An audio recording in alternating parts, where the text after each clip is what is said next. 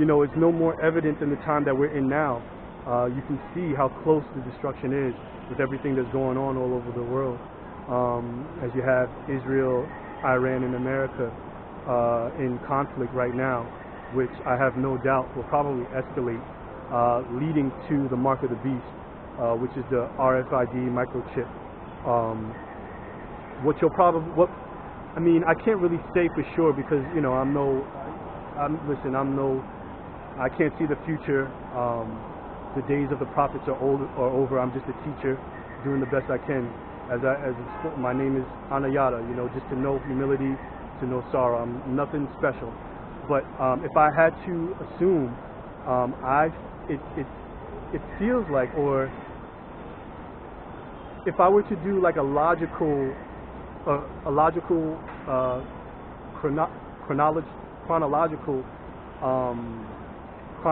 timeline of events, it feels like what will end up happening is as conflict in the Middle East continues to rise, all nations are going to be looking for a way to control their people while they are still at war, because it's going to be hard to control what's going on at home and to be able to fight a battle in other parts of the world, right? Imagine if you are in a fight in the streets and you're trying to control your woman from acting out, but you're also trying to fight a man at the same time.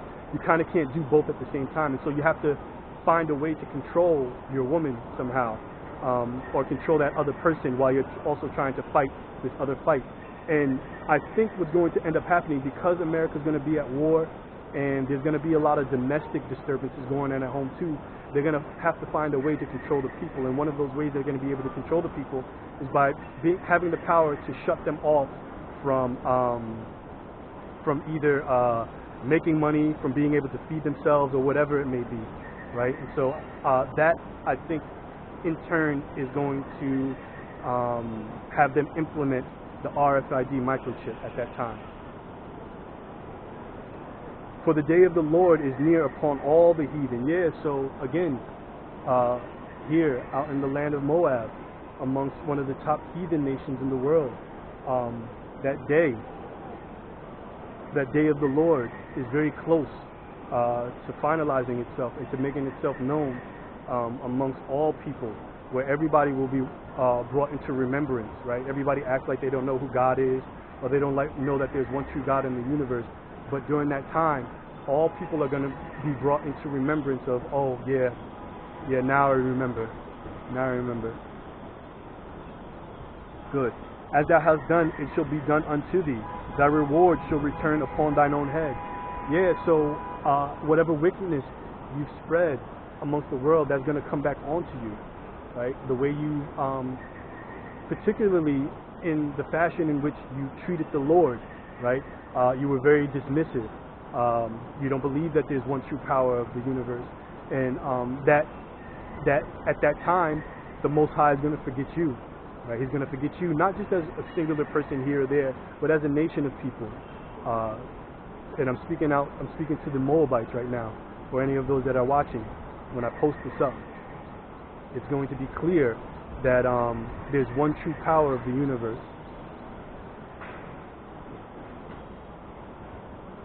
For as ye have drunk upon my holy mountain, so shall all the heathen drink continually. Yeah. So, drinking upon the holy mountain, who's that holy mountain? That holy mountain is Israel, right? So every country has gotten rich off of the innovation, off of the spiritual power generated from the tribes of Israel, whether it be through our culture, whether it be through the way we think outside the box, which is a gift, a spiritual gift handed down by the Most High. Everybody has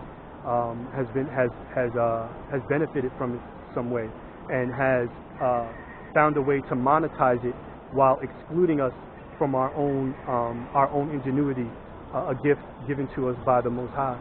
But as you guys have been made rich off of our ingenuity, so shall the government, Salakia. So shall the holy mountain of Israel, so shall the holy mountain of the Most High, Salakia, will also drink from your ingenuity. That's going into the time of you guys building up our nation once we take full control and rulership over this planet.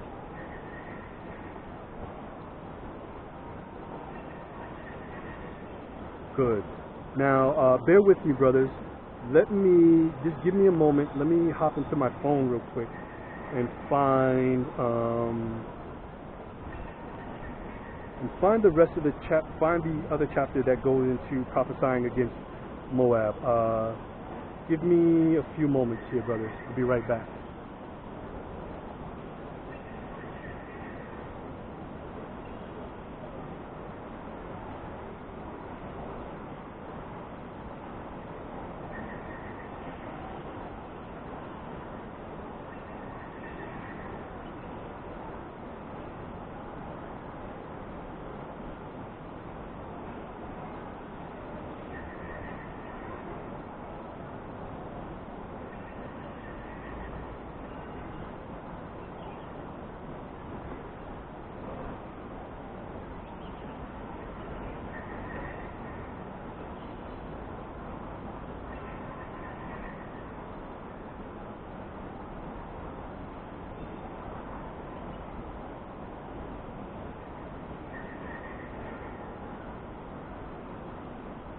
I guess while I'm searching real quick, let me just show you Washang Bay, technology city in the Kingdom of Moab. You guys can get a good look. It is a Monday afternoon, so the start of, or the second day of the week. Not too busy out here, but of course, as you know, business never stops. You can see the trees are decorated with lanterns. As I've mentioned before, we're just coming out of their Lunar New Year celebration.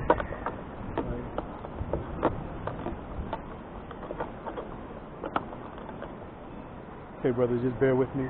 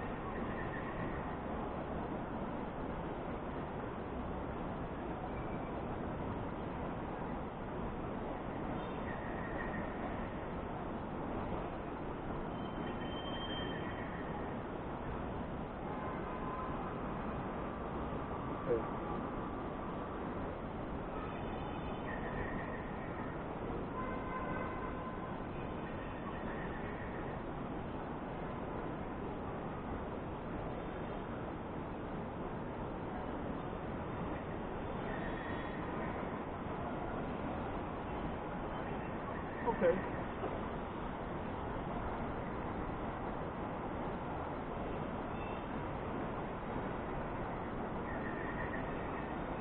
Good. So, first we'll go into Isaiah 15 to 16, then we'll jump into Amos 2, I believe it's 1 through 3.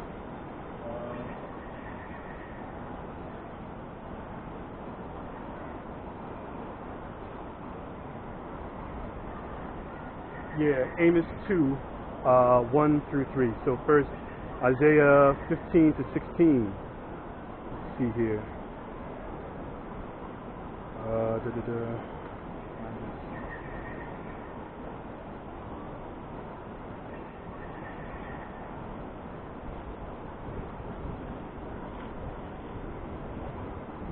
Yes, this is what I was looking for. Salakia brothers, I kept saying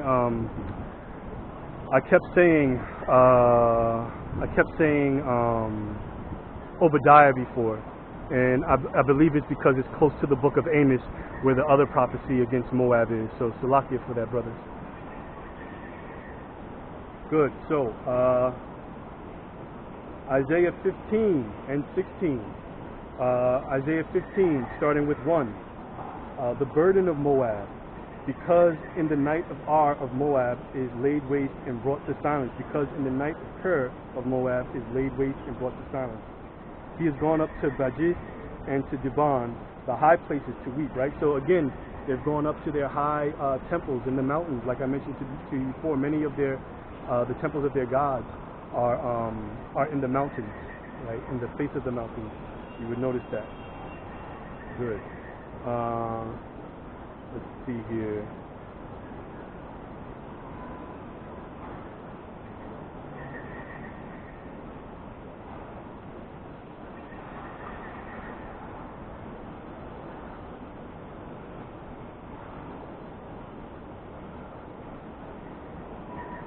Good. So let's jump down to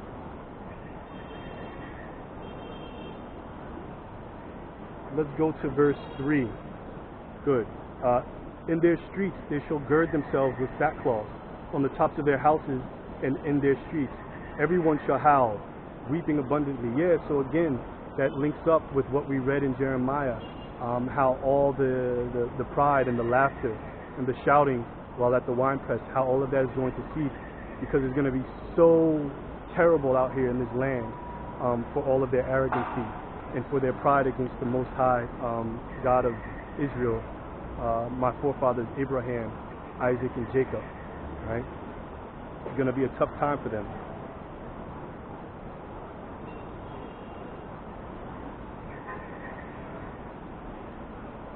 Good. Let's jump down to, let's go over to chapter 16 and jump down to verse 6, which lines up with what we read in Jeremiah, the 48th chapter. We have heard of the pride of Moab, right? He is very proud, right? Again, so this chapter also talks about the pride of Moab, right? So coming into this land, as I mentioned before, one of the things you'll notice about these people is that it seems on the surface that they have a high sense of humility, which they do for the most part. They are very, how can I say, they are a very even-keeled people. They don't really get too caught up in their emotions about many things, but when you look into their eyes, if the Most High has bestowed upon you the gift of being able to read spirits, you can see that they have pride in their heart. The pride that it's talking about is the pride in the belief that they don't need a God to, that they don't need to believe in a God, right? Or that there is no God, right? Or there is no, or what they